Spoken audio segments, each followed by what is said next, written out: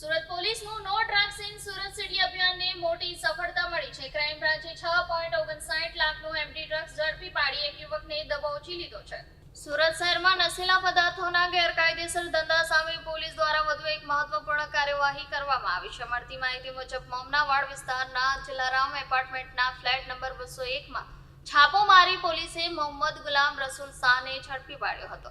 આ દરોડા દરમિયાન પોલીસને તેના કબજામાંથી અંદાજે 214.730 મિલીગ્રામ એમડી મેફેડ્રોન નામનો નશીલો પદાર્થ મળી આવ્યો હતો, જેને તરત જ જપ્ત કરવામાં આવ્યો। પોલીસ દ્વારા આરોપીની કડક પૂછપરછ કરવામાં આવતા તેણે ચંકાવનારી કબૂલાત કરી હતી। આરોપીએ જણાવ્યું કે તે આ ડ્રગ્સ સાપોર વિસ્તારના એઝાઝ બાટલા નામના શખ્સ પાસેથી ખરીદતો હતો।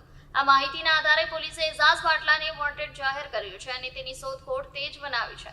તપાસ દરમિયાન એક રસપ્રદ અને ચિંતાજનક વાત પણ સામે આવી છે કે આરોપી માત્ર ધોરણ 10 સુધી ભણેલો છે અને અગાઉ એસી ફ્રીજ રિપેરિંગનું કામ કરતો હતો, પરંતુ આ વ્યવસાયમાં પૂરતી આવક ન થતા તેણે આ સમગ્ર મામલે વધુ ઊંડાણપૂર્વકની તપાસ સુરત ક્રાઇમ બ્રાન્ચ દ્વારા હાથ ધરવામાં આવી છે। ડ્રગ્સની સપ્લાય ક્યાંથી આવી છે અને આ રેકેટ પાછળ કોણ સંડોવાયેલો છે અને આખા નેટવર્કનો માસ્ટર માઇન્ડ કોણ છે તે અંગે તપાસ ચાલી રહી છે। પોલીસનો ઉદ્દેશ માત્ર એક આરોપીને પકડવાનો નથી, પરંતુ સમગ્ર ગેંગને ઉખેડી નાખવાનો છે, જેથી શહેરમાં નશાના વેપારને મૂળથી નાબૂદ કરી શકાય।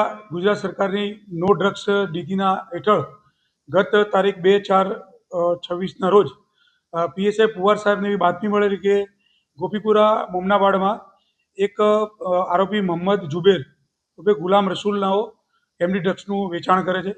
જે બાતમી આધારે પીએસઆઈ પુવાર સાહેબ, પીઆઈ પરમાર સાહેબ અને પીએસઆઈ મીરની ટીમે ત્યાં રેડ કરતા રેડમાં 214.730 ગ્રામ એમડી રૂપિયા 6,44,190નો મુદ્દામાલ મળી આવેલ અને એ આરોપી ગોપીપુરામાં રહે છે અને આ આરોપીના વિરુદ્ધમાં બીજા કોઈ ગુના નથી। આ આરોપીમાં એને પકડ્યા પછી એની પૂછપરછ કરતા મુદ્દામાલ ક્યાંથી લાવેલ હતો એ મુદ્દામાલ એજાજ ઉર્ફે બાટલા મુસ્તાક ડાયર શાહપુરનાઓને વોન્ટેડ જાહેર કરેલ છે, જેના પાસેથી એ આ એમડી ડ્રગ્સ ખરીદતો હતો। અને આ જે જુબેર છે એ જુબેર અલગ અલગ વિસ્તારમાં, જે પોસ્ટ વિસ્તાર છે 18 વેસુમાં છૂટક એમડી ડ્રગ્સ પડીકી બનાવી અને વેચવાનો ધંધો કરતો હતો। આ છેલ્લા એકાદ વર્ષથી એને એમડીનું ધંધો ચાલુ કરેલો છે।